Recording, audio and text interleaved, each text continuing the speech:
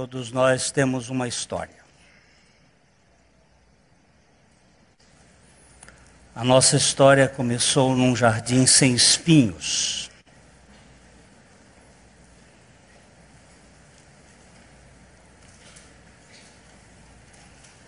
Não havia insetos, nem morte.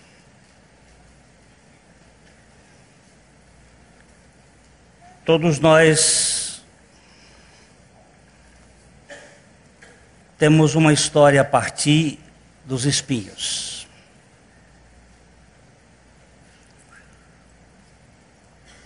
As flores, muitas delas, têm espinhos. E os espinhos doem.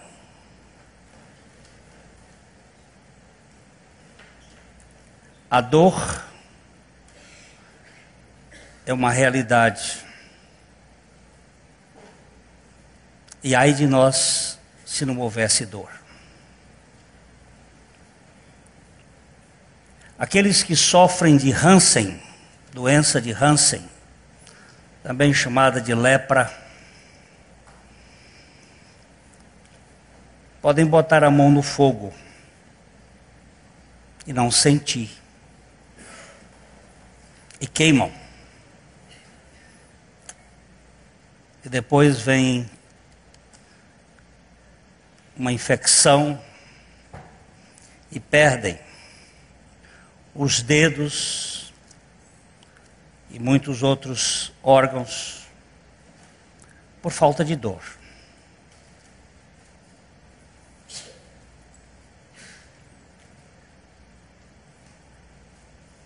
Nós temos em Deuteronômio capítulo 32.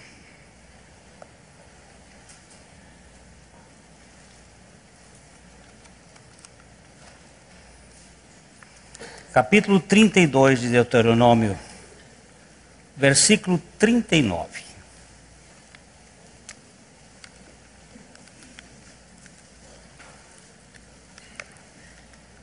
Porque o Senhor fará justiça.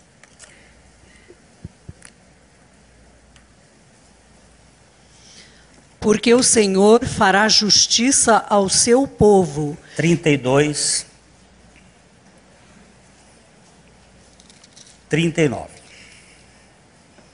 Vede, agora que eu sou, eu somente, e mais nenhum Deus além de mim.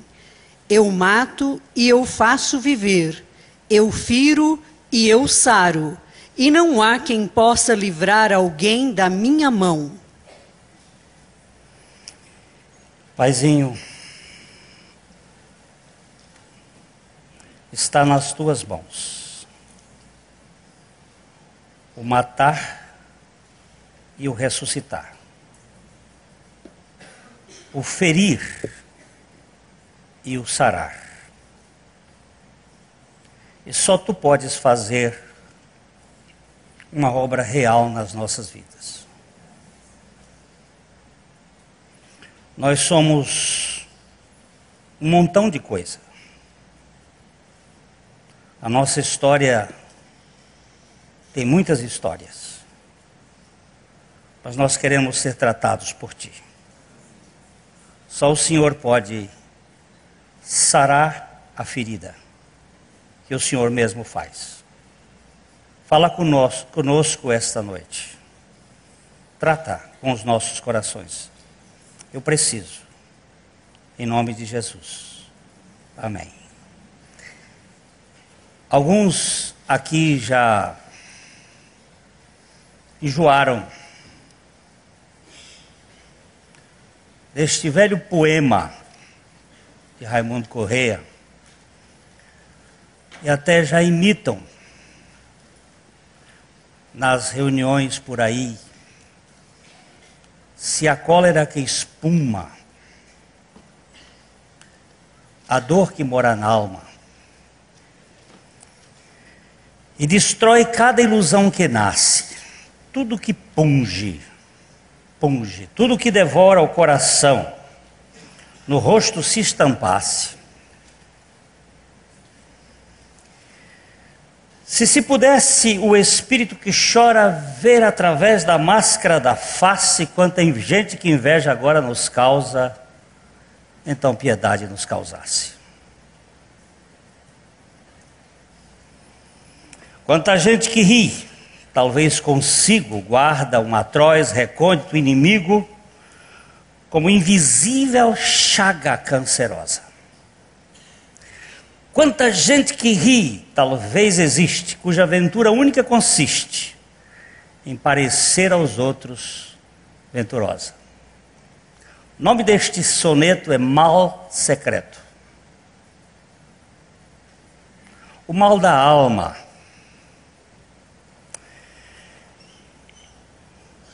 Nós cantamos ainda há pouco que Jesus sofreu cruciante dor. Nome que inspira o meu louvor. E que ele sofreu cruciante dor. Dor que deixa a gente pasmo. No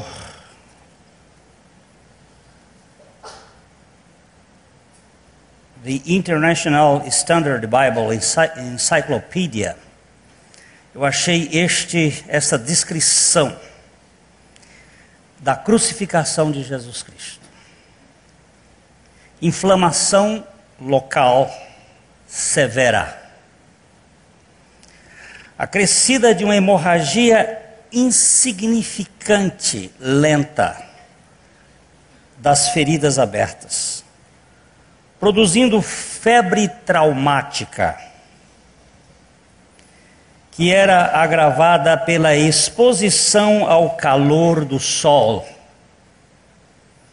e podia demorar vários dias. Casos de crucificações que demoraram 70 e tantas horas. Jesus só passou 6 horas. Posição inconfortável do corpo e uma sede insuportável. As feridas inchavam ao redor dos pregos e os tendões e nervos rasgados e dilacerados causavam uma agonia excruciante. As artérias da cabeça e do estômago ficavam sobrecarregadas de sangue e uma dor de cabeça latejante, insuportável, até a inanição. Mas a dor de Jesus foi tão intensa que ele não passou de 6 horas.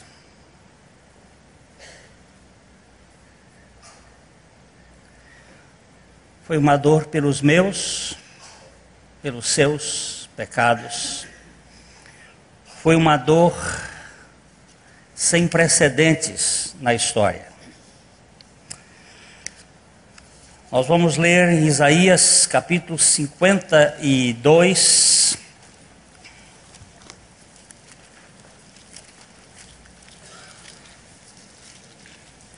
Isaías 52. Nós vamos ler os versículos 12 a 15. Porquanto não saireis apressadamente. Isaías 52. Tá certo? Tá, 52. Eis que o meu 12, não é 13 que eu 13. quero. Sou eu. Tá. Eis que o meu servo procederá com prudência, será exaltado e elevado, e será muito sublime. Como pasmaram muitos à vista dele, pois o seu aspecto estava muito desfigurado, mais do que o de outro qualquer, e a sua aparência mais do que a dos outros filhos dos homens. Assim causará admiração às nações, e os reis fecharão a sua boca por causa dele, porque aquilo que não lhes foi anunciado verão, e aquilo que não ouviram entenderão. Como pasmarão muitos à vista dele, pois o seu aspecto estava muito desfigurado, mais do que o de outro qualquer. Isto aqui é revelação do Espírito Santo. Ele conhecia toda a história do sofrimento da humanidade, mas está dizendo que este sofrimento foi maior do que de qualquer outro.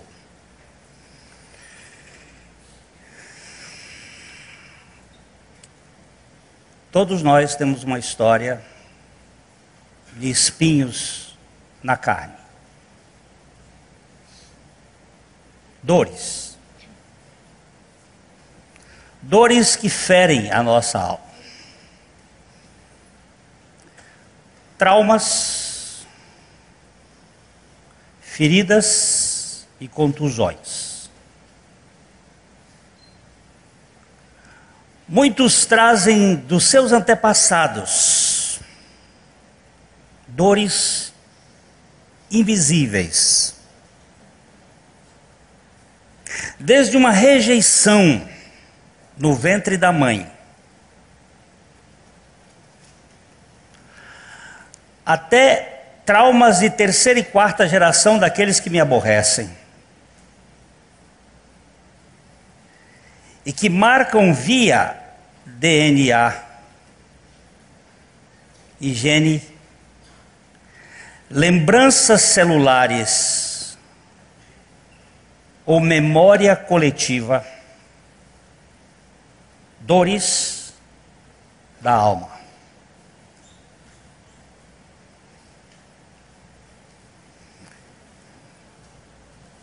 Na mitologia grega, Édipo foi abandonado por seus pais, Laios e Jocasta, no alto de uma montanha, amarrado para que fosse morto por uma fera qualquer. O motivo foi de evitar a dor. Eles queriam retirar a dor da família, porque havia sido advertido por um oráculo de que o filho mataria o pai e se casaria com a sua mãe. E mais tarde, ele foi resgatado por um pastor de ovelhas que o achou amarrado. E Édipo foi adotado por uma família bastarda de outra nação. Mas depois de crescido, mesmo tentando fugir do seu destino sem saber, encontra o seu pai numa encruzilhada qualquer e o mata. Mais tarde, ainda sem saber, casa-se com a rainha viúva, sua mãe. Finalmente ele descobre a verdade e fura os próprios olhos e volta à mesma montanha de onde fora originalmente abandonado. O mito de Édipo é traduzido na psicologia como a relação incestuosa do filho com a mãe.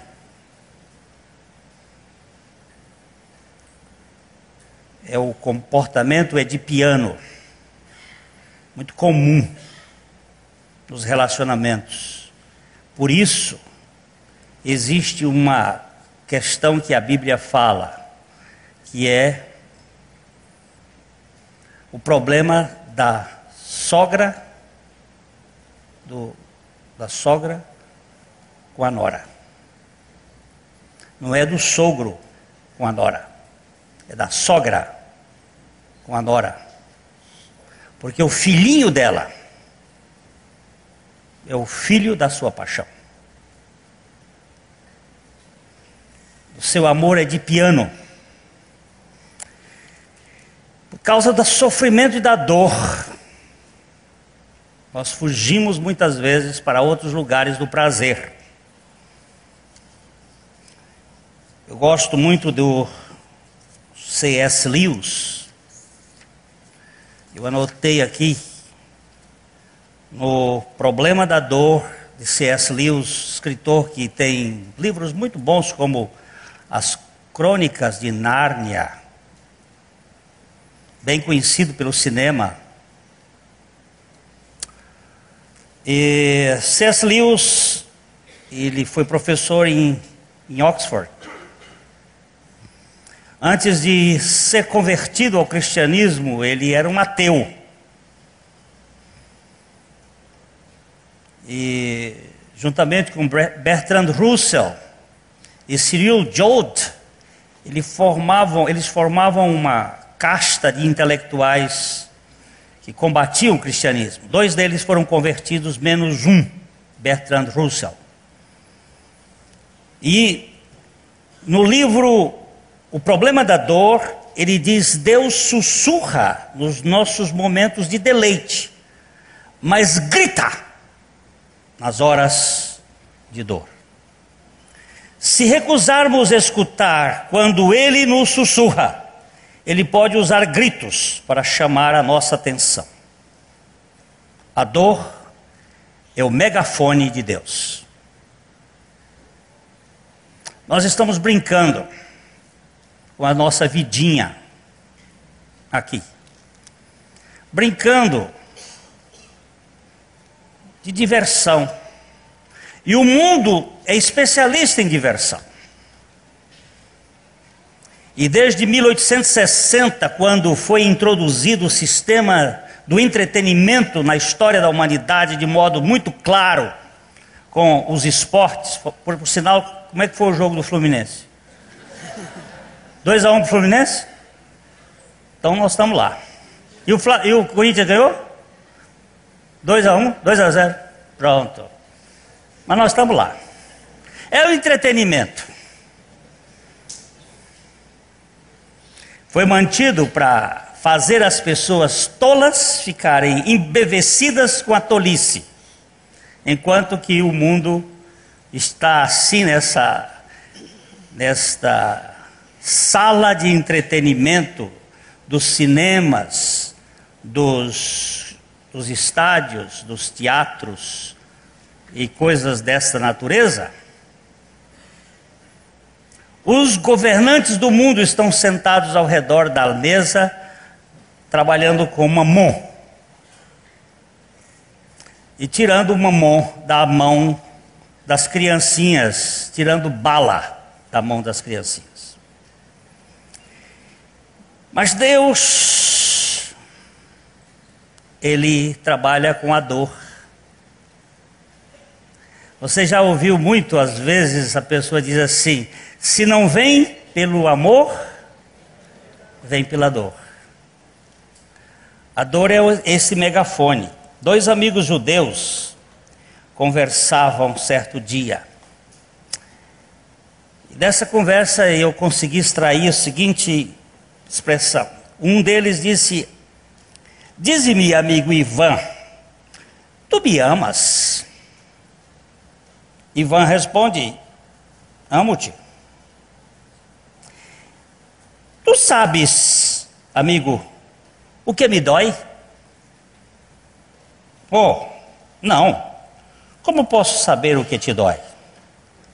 Se não sabes o que me dói, como podes dizer-me que me amas?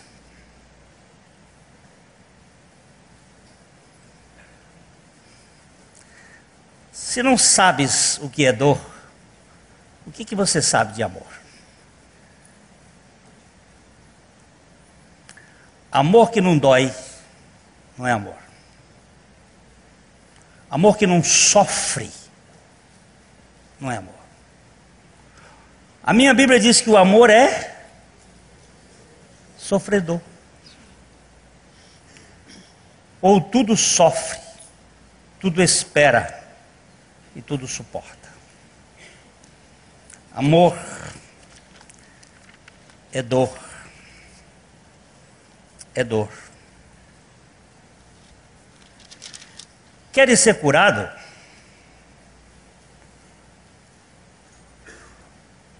Foi uma pergunta tonta que Jesus fez a um cara que estava doente há 38 anos, paralítico, na beira de uma piscina, de um tanque, perto do templo de Jerusalém. Só João trata deste milagre no capítulo 5 de João. Evangelho de João, capítulo 5.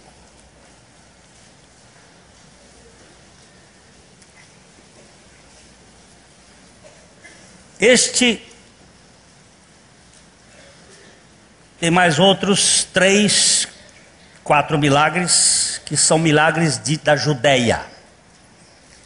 Os milagres da Judeia só João narra. Passadas estas coisas, havia uma festa dos judeus e Jesus subiu para Jerusalém. Festa dos judeus. Que festa era essa que Jesus foi para Jerusalém? Haviam pelo menos 3 festas obrigatórias para ir para Jerusalém: Páscoa, Tabernáculo,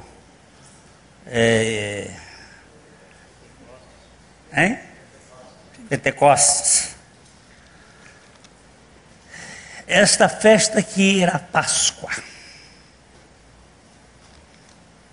Festa dos judeus, principal festa, dia 14 de Nisan, primeiro mês do povo judeu. Jesus foi para Jerusalém e havia uma festa em Jerusalém. Verso 2.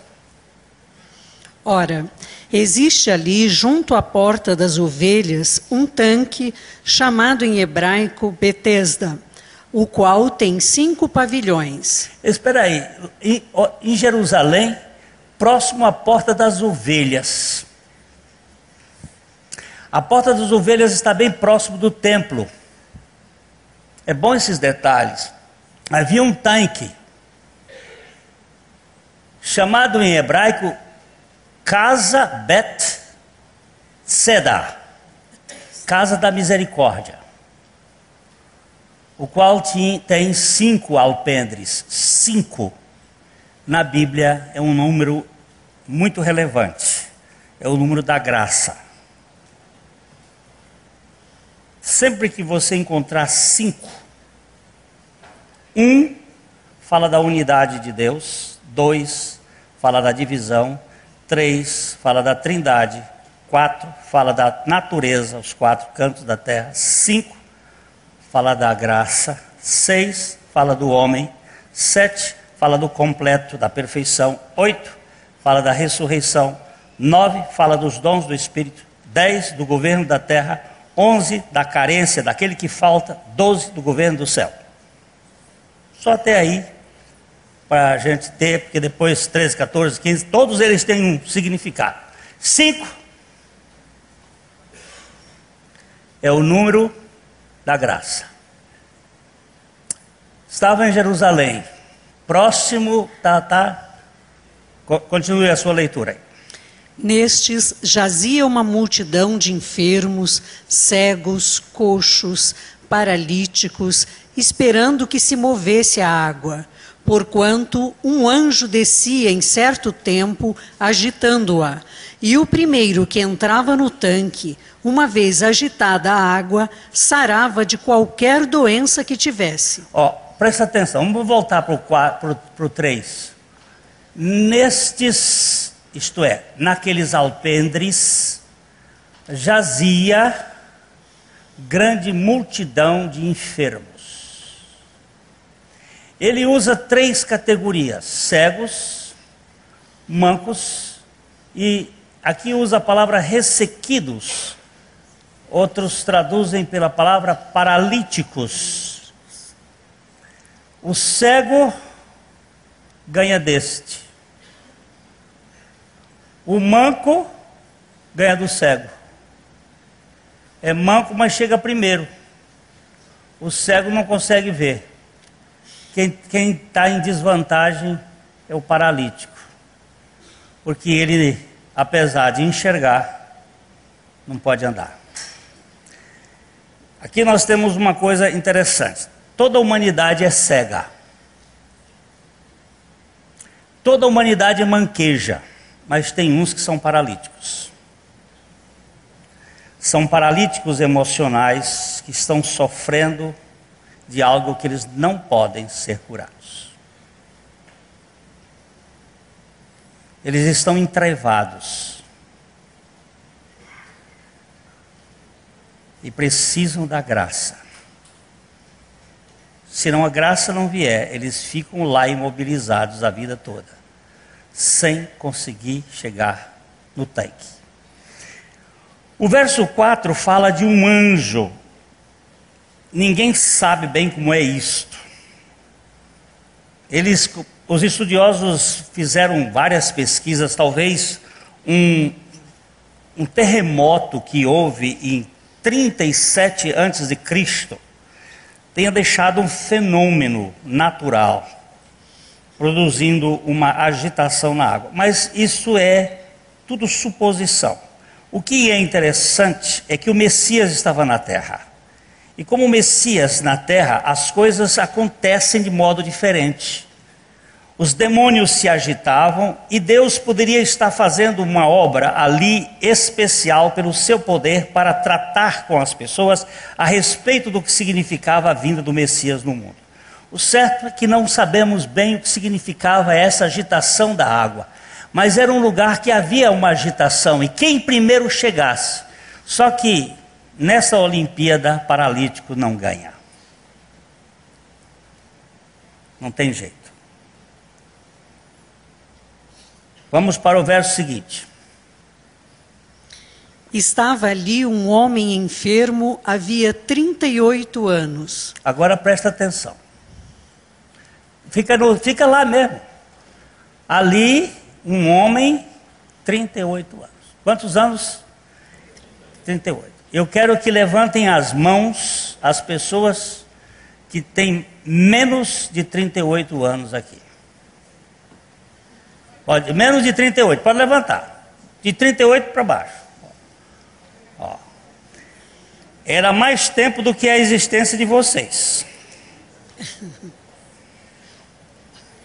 Se você pensa que já viveu um pedaço, esse homem só de doente tinha 38 anos.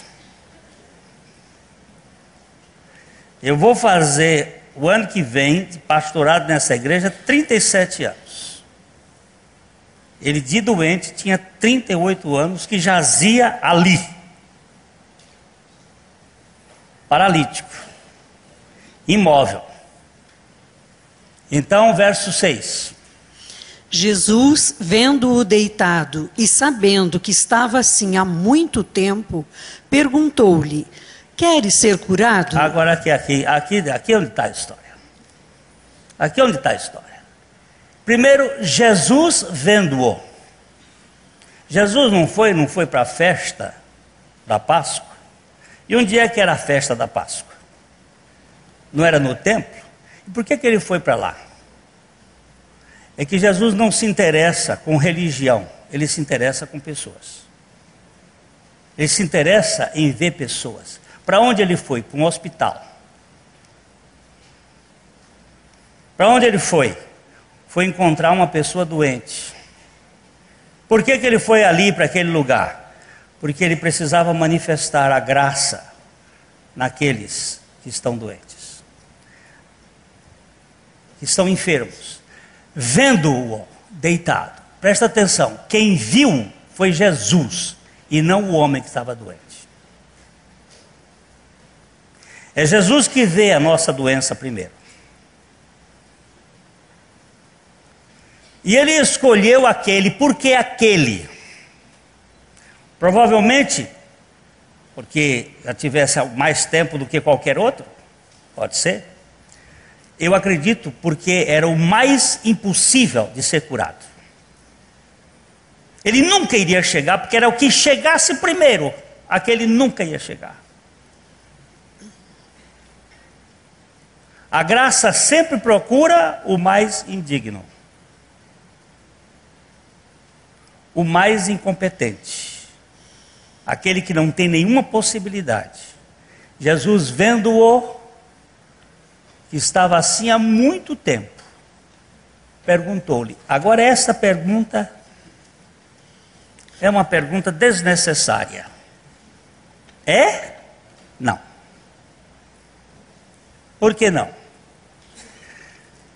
Porque muitos de nós não querem ficar são. Inclusive eu. E vou contar para vocês como foi que aconteceu. Querem ser curado? Respondeu-lhe. Espera aí, quieta aí, mulher. Espera aí, mulher. Querem ser curado? Mas se eu for curado, como é que eu vou parar de gemer? Se eu for curado, como é que eu vou parar de chamar atenção? A doença, para mim, é uma desculpa. Eu tenho que ter uma doença para que as pessoas saibam que eu sou um coitado.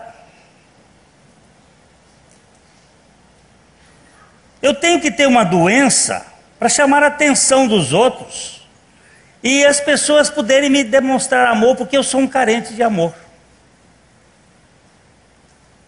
E sendo um carente de amor, como é que eu vou se eu não tiver uma enxaqueca? A maior parte das enxaquecas são psicossomáticas, não é, doutor Junô? A maior parte das doenças não são psicossomáticas, doutor Junô? Fala alto. Opa, sim. E por que nós ficamos doentes? O nosso organismo, quando chega no final do ano, começa a dar sinal de doenças. Ele está cansado, ele está chamando a atenção, olha você. E nós começamos a criar mecanismos psicossomáticos para que os outros nos vejam.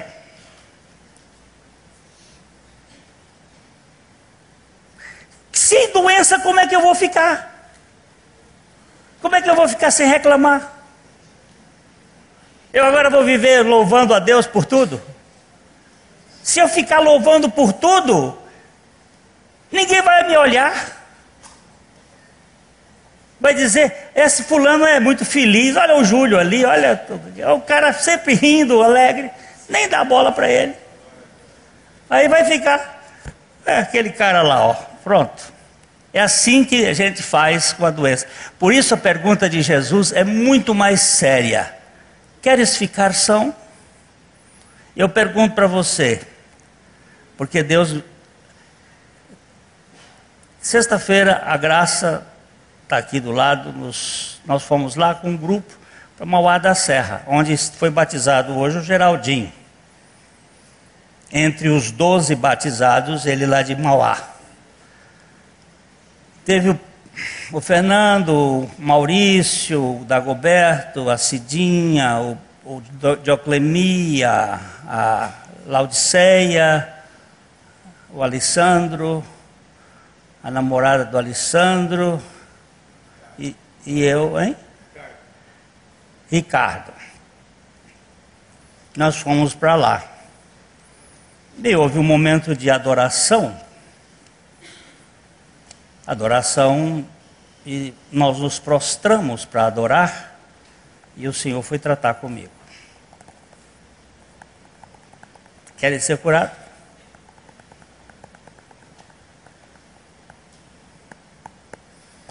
Eu tinha falado naquele dia que eu precisava de um psicólogo, de um psiquiatra, mas eu não tinha coragem de procurar um psiquiatra aqui da cidade, porque para mostrar um pouco da minha nudez eu teria que entrar com alguém de fora.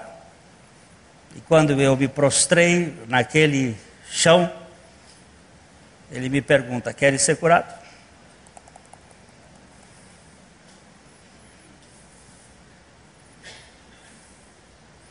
Eu vou fazer a pergunta para os meus irmãos hoje, querem ser curados? Não responda assim com facilidade não. Faça como ele fez, vamos ver o que ele fez. Respondeu-lhe o enfermo: Senhor, não tenho ninguém que me ponha no tanque quando a água é agitada, pois enquanto eu vou, desce outro antes de mim. Então lhe disse Jesus... Para. Não seja rápida não, Leda. O que o homem disse?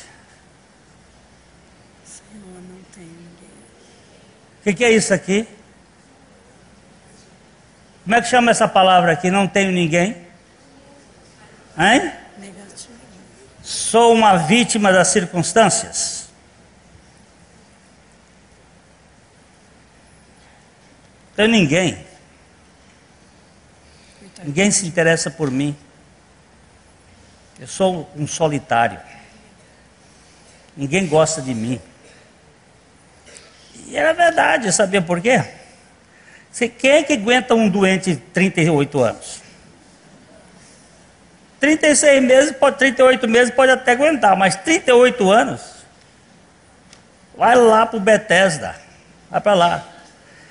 Ninguém, nem a família, abandonado de todo mundo, não tenho ninguém. Já tinham cansado com ele, porque normalmente doente é uma pessoa insuportável de se conviver. É difícil ter um doente bem-humorado. É muito difícil. Os doentes são normalmente, ele está doendo, se dói. Como é que pode? A água agitada, ninguém me pega, põe no tanque, não tenho ninguém, eu sou uma vítima, e quando eu vou tão lentamente, e outro já passou na minha frente. Esse daqui é o Rubinho.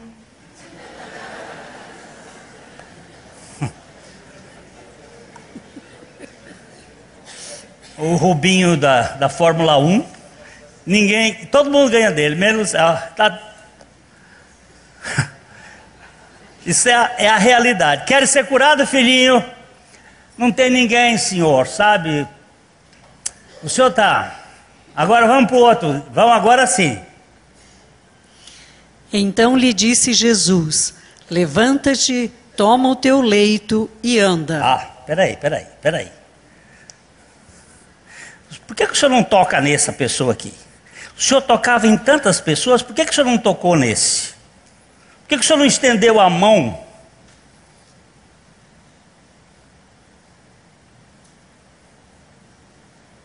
Simplesmente com uma palavra, levanta-te.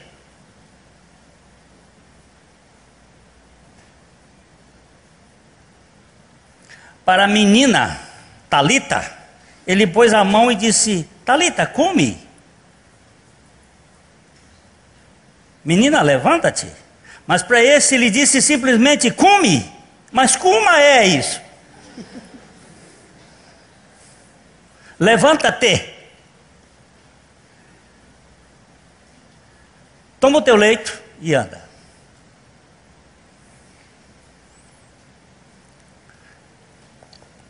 Você quer ser curado? Levanta-te. Sai daí desse estado de vítima que você está. Jesus não disse assim: coitado de você. Tadinho. Como é que é tadinho? Tadinho. Tadinho de você. Ele não disse, ele disse simplesmente: você tem uma história triste, não comentou a história dele.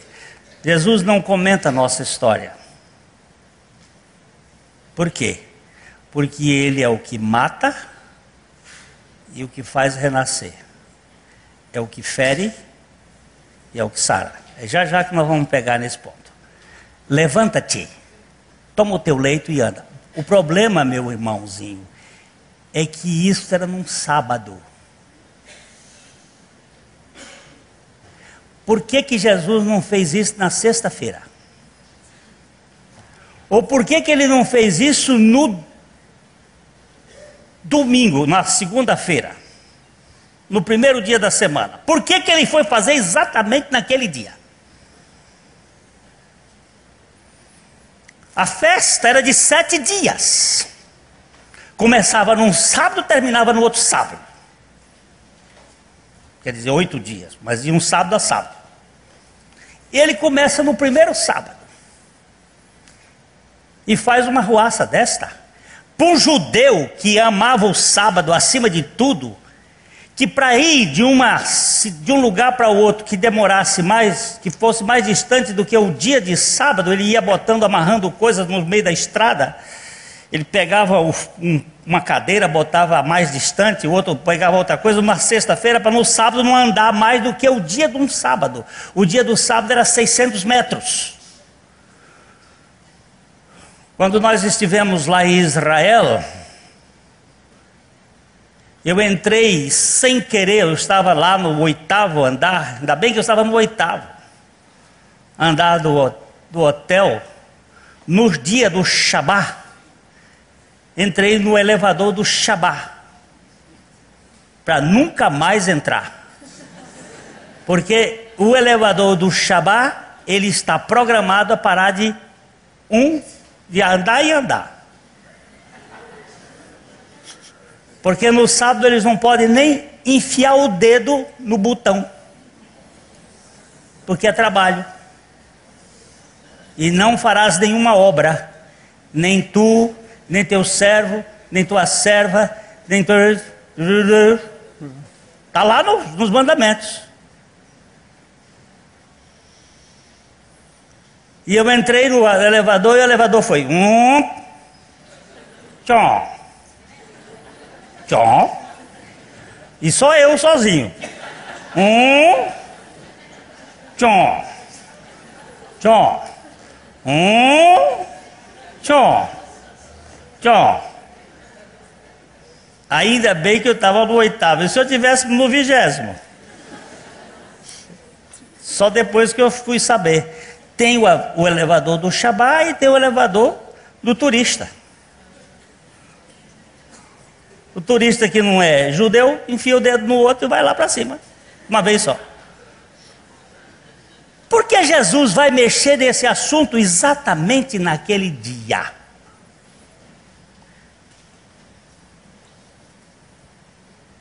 Ele não veio para cumprir a lei? E ele não cumpriu a lei? Mas começa a estudar, meu irmãozinho, quantos foram os milagres que Jesus fez no sábado. Você vai assustar. Ele tinha privilégio de irritar judeu. Tinha um que chegava na sinagoga, estava com a mãozinha esticada, e ele olhou para todo mundo assim, e viu que o cara tinha uma mãozinha esticada, chamou o cara, vem para cá para o meio. A mãozinha ressequida, ele diz assim, estira a mão. Pronto, a judeusada ficou toda brava. Não era à toa que os caras foram pegar ele na cruz. Porque ele mexeu com a religião. E se é uma coisa que gente zanga, é mexer com religião. Com seus costumes, com seus hábitos.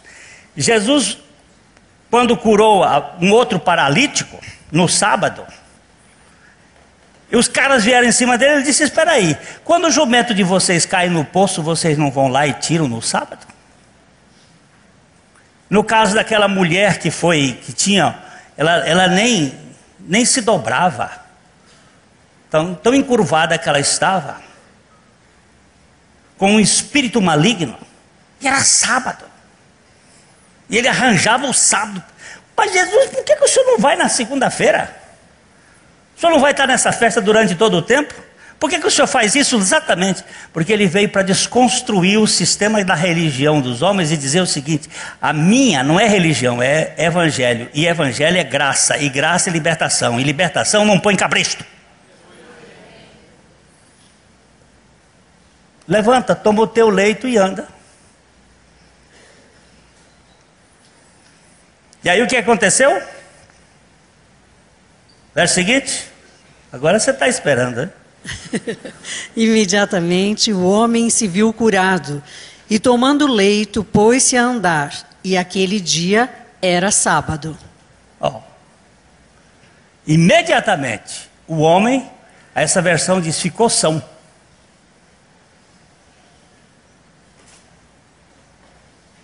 Você imagina, eu tenho vários médicos hoje aqui, eu vou perguntar o seguinte: um homem que está 38 anos sem andar, como é que estão os músculos dele?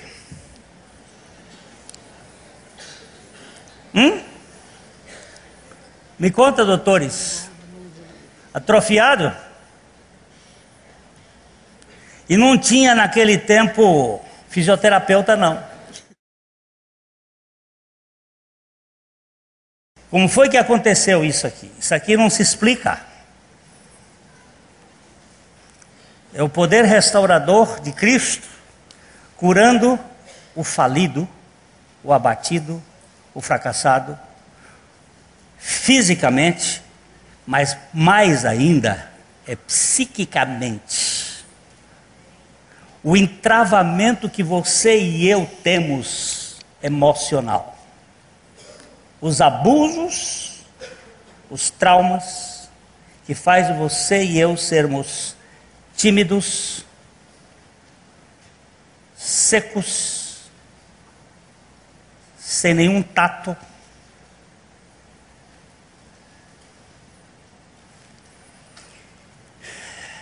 Este homem que tem me feito muito bem chama-se Brennan Manning. No livro dele, O Obstinado Amor de Deus,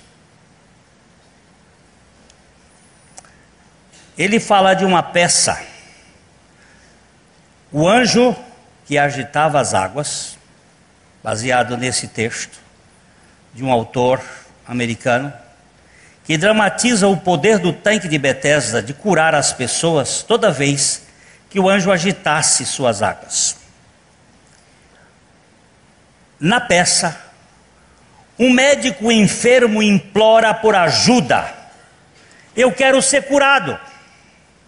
Mas o anjo insiste em dizer que essa cura não era para ele. O anjo diz: sem as suas feridas, onde estaria o seu poder? Sem a sua dor, onde estará a compaixão? O serviço do amor apenas soldados feridos podem se enganjar. Quem nunca sofreu abuso, nunca pode ajudar o abusado. E naquele domingo de manhã, lá na chácara Canaã, depois de contar pela 20ª, milionésima vez sobre o meu abuso sexual, alguns irmãos que já diziam estar enjoado. Foi você que falou que estava enjoado de ouvir? Não, é você mesmo, não foi Ricardo, não foi Ricardo, não. Foi um outro que disse: eu já estava enjoado de ouvir você falar sobre isso. Você carrega uma dor contínua, sempre falando desse abuso sexual, desse abuso.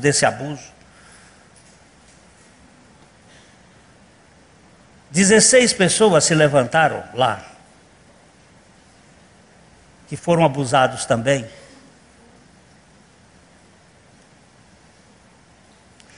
Eu não sei quem foi que disse assim: eu não lhe peço mais para não falar sobre esse assunto, pode falar mesmo.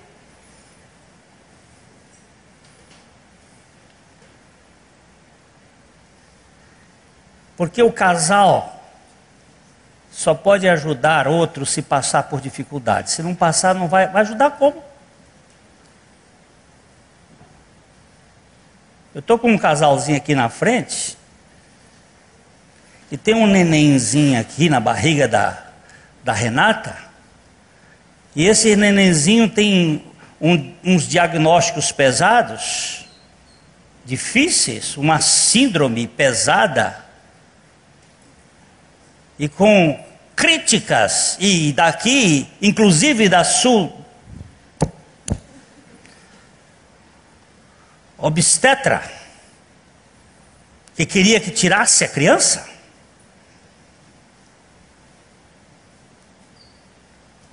Porque a gente não quer dor dói.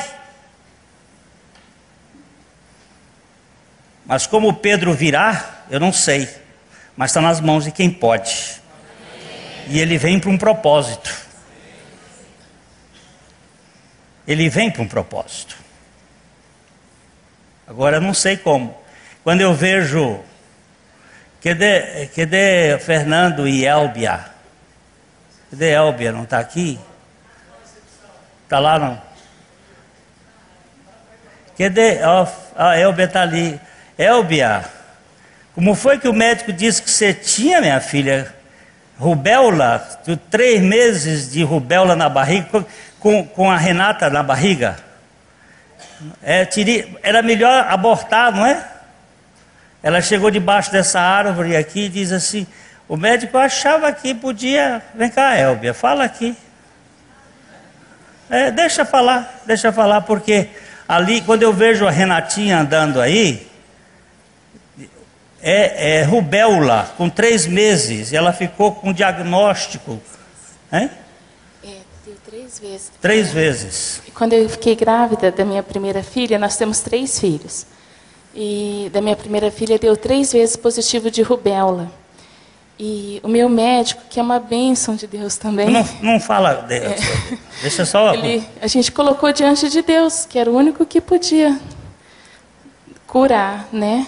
E aí foi de novo o exame de sangue, voltou dando positivo de rubéola outra vez. E alguns médicos falariam para tirar a Renata, mas daí a gente colocou diante do Pai, que é o Todo-Poderoso, né? E Ele fez a Renata nascer perfeita. Ela está aí.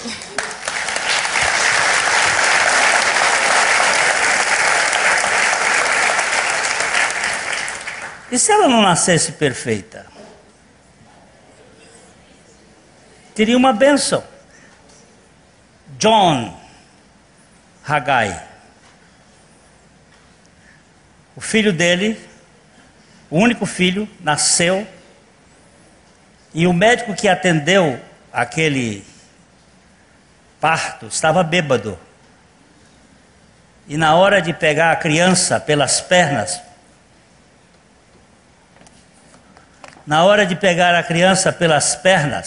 deixou cair. E ele teve uma lesão. Eu vou tentar repetir o poema que John Haggai fez quando o John, o filho, morreu aos 21 anos. Ele era cego, ele era surdo, ele era paralítico.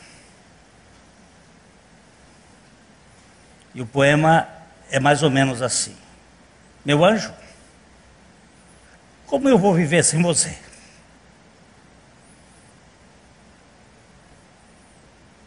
Os teus olhos azuis são mais azuis do que o mar. E teus olhos azuis me ensinaram a amar. O teu sorriso, sem saber quem eu era, mas sabendo quem eu sou, me dava alento para viver. John, como é que eu vou viver sem você? Você era meu ânimo para voltar a cada momento à tarde e ver você deitado como o anjo que Deus me deu para que eu crescesse na dependência dele.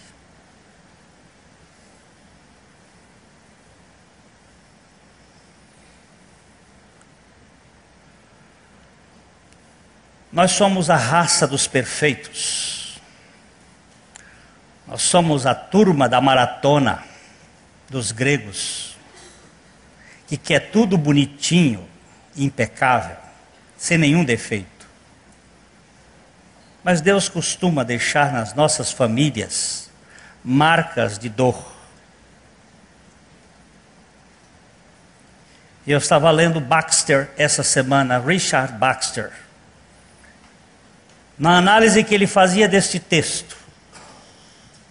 E ele disse: obrigado, meu pai, porque por 58 anos eu tenho sofrido com a minha doença, não como uma cadeia, mas como uma escola para viver na tua presença. Não foi 38, 58.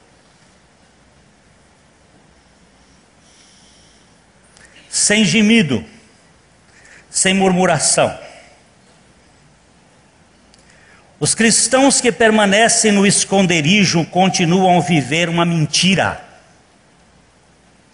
Negamos a realidade do nosso pecado, numa tentativa inútil de apagar o passado.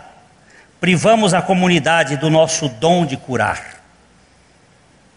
Se ocultamos nossas feridas por temor ou vergonha, nossa escuridão interior não pode ser nem iluminada, nem tornar-se uma luz para os outros. Quando, porém, ousamos viver como homens e mulheres perdoados, unimos-nos aos médicos feridos e aproximamo-nos de Jesus para tocar nos que estão também feridos.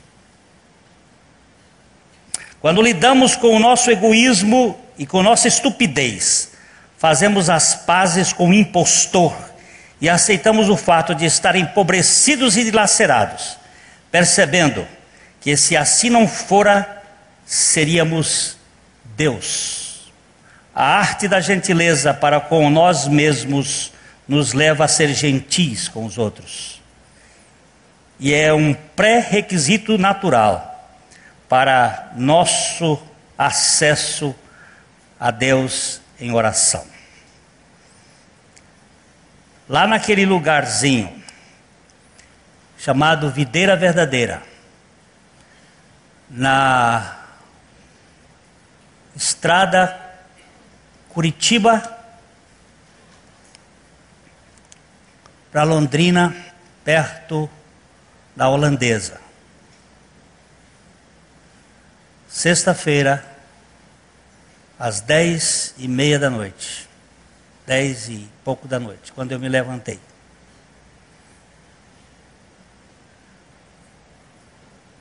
Eu estava deitado no chão, de barriga no chão, prostrado, com Fernando Prison, estava assim do lado, orando, mais os outros ao pé, a Graça na frente, e prostrado.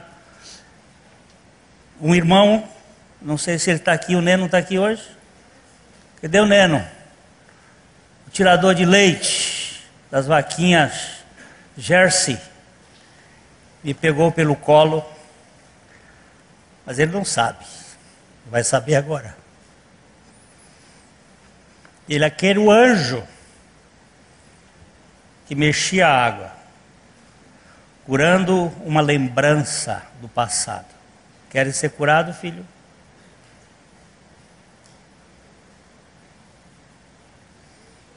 Querem ser curado?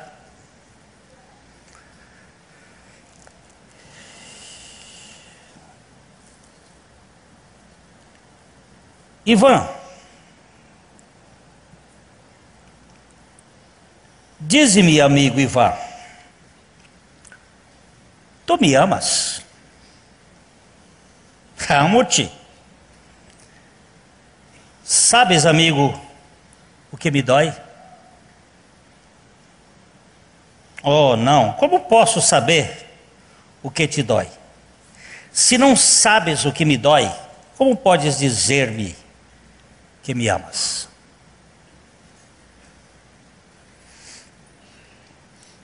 Queridos, o médico ferido é aquele que mata e dá vida. Mas presta atenção, ele mata e dá vida. Mata pressupõe que tinha uma vida. Como é que mata quem não tem vida? Se ele mata, mata uma vida. E por que não deixou aquela?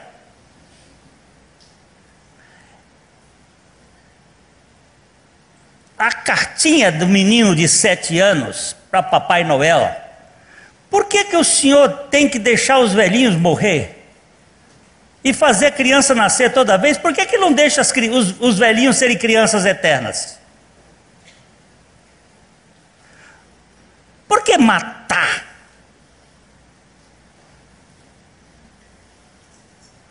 Porque a vida que nós temos lá do jardim não presta. Mata e dá vida. Mas por que Sara? Por que fere Sara depois? Vou dizer um segredo para você. Só os renascidos podem ser sarados. Quem não nasceu de novo não pode ser sarado. Porque ele está sarando aqui, são as doenças da alma. Nós recebemos uma salvação no versículo 18 de Tiago 1. Estou acabando, já pode ir daqui a pouco ver seu fantástico. Eu estou saindo aqui, é porque tem gente nervosa. Aí eu estou falando para os nervosos. A Graça já ficou escandalizada, porque nós, no culto lá na Mauá da Serra, a gente vai até de madrugada. Aqui tem um negócio de horário que é um troço. Eu estou de costa para ele.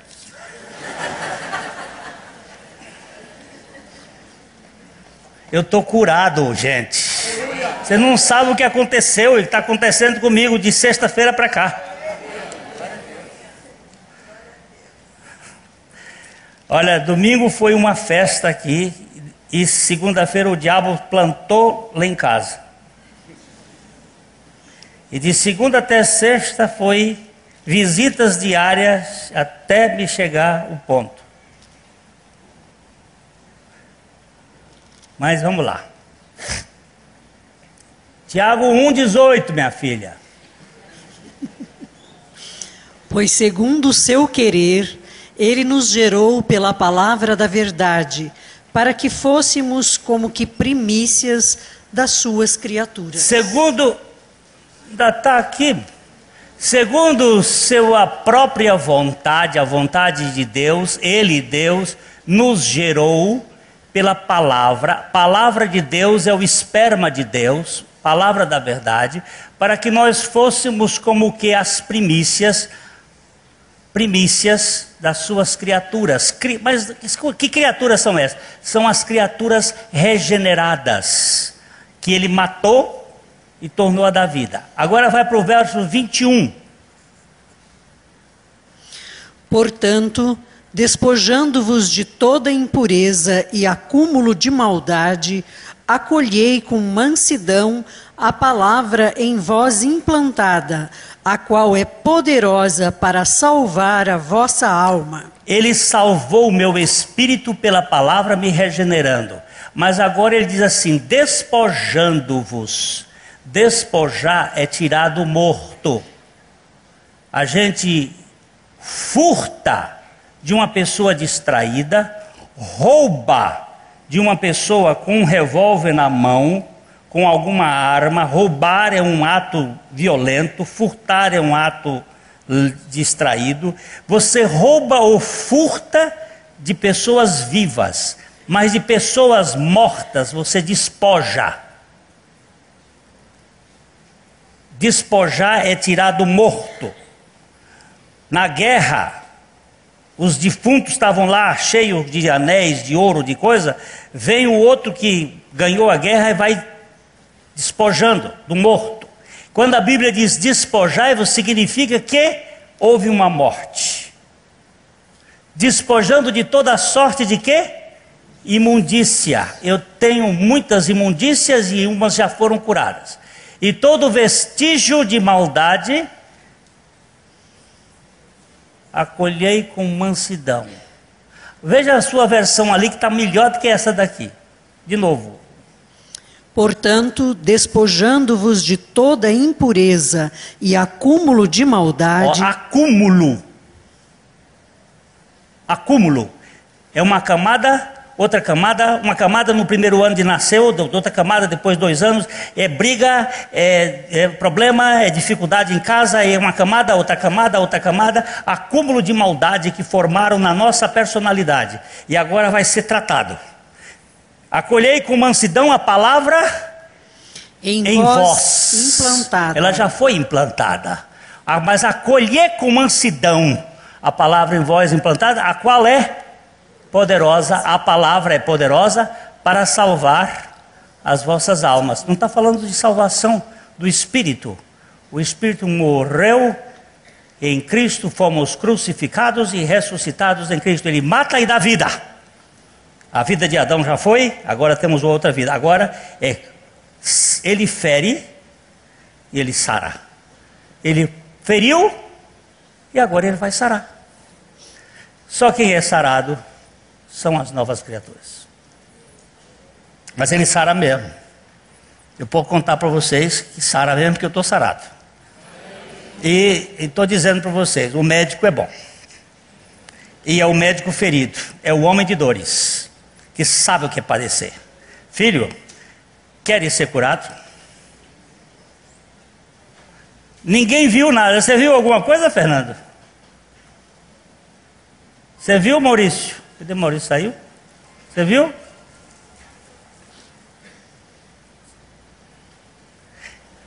Fica para outro dia. Depois que Jesus curou, sabe o que ele fez? Retirou-se. Não quis aplausos e nem ficou preocupado com a crítica. Sumiu. Escafedeu-se.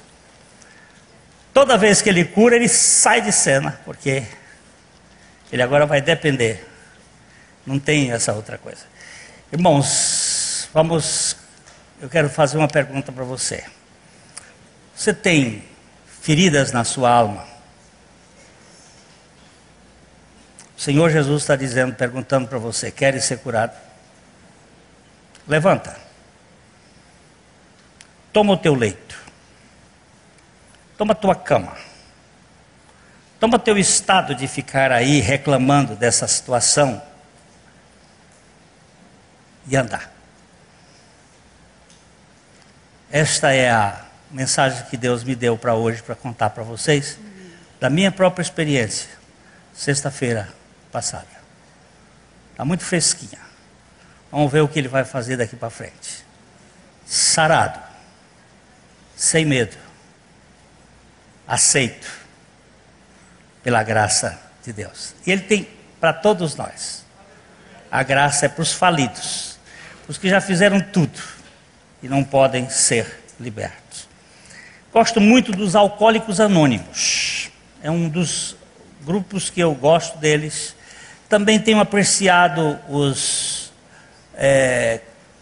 Consumidores Anônimos e outros grupos. Sabe por que eles ficam anônimos? Porque eles não podem se manifestar, porque os outros legalistas contabilizam as faltas. Eu queria formar uma igreja dos anônimos, dos sofredores anônimos. Não sei se a Igreja Batista vai aceitar este pastor daqui para frente. Se não aceitar, nós vamos ir para uma igreja dos anônimos, daqueles que podem se abrir sem medo de ser curados. Mas só pode se abrir naquele lugar, porque lá fora na passarela não dá para abrir, porque na passarela tem crítica por causa da performance. Um parente meu lá no Piauí me contou que as vacas dele ficaram tão magras, que pareciam a Gisele Bündchen andando na passarela. Eu achei muito engraçado as vacas parecendo a Gisele Bündchen, mas eu quero dizer para vocês que a passarela do mundo só bate palma para quem tem êxito. Mas Jesus enxerga lá no meio da multidão aquele pior e vai lá perto dele com a sua graça para restaurar. Não saia daqui sem esperança, porque o Senhor Jesus, Ele é especialista em bagulho. E se você faz parte dessa turma, pode ter certeza que Ele vai olhar para você. Agora, se você for um especialista do sábado, um judeu de classe elevada, Vai para a sinagoga e aprenda as leis da religiosidade que vão corroer sua alma e vão lhe manter frio e sem sensibilidade com aqueles que sofrem. A mensagem que você acabou de assistir faz parte do Ministério de Comunicação Palavra da Cruz. Temos um grande acervo de estudos bíblicos em áudio e vídeo. Distribuímos também, gratuitamente, o jornal mensal Palavra da Cruz. Entre em contato conosco pelo fone fax 0 operadora 43 3322 3037 ou pelo e-mail com@palavradacruz.com.br. Visite-nos também pelo site www.palavradacruz.com.br. Graça e paz.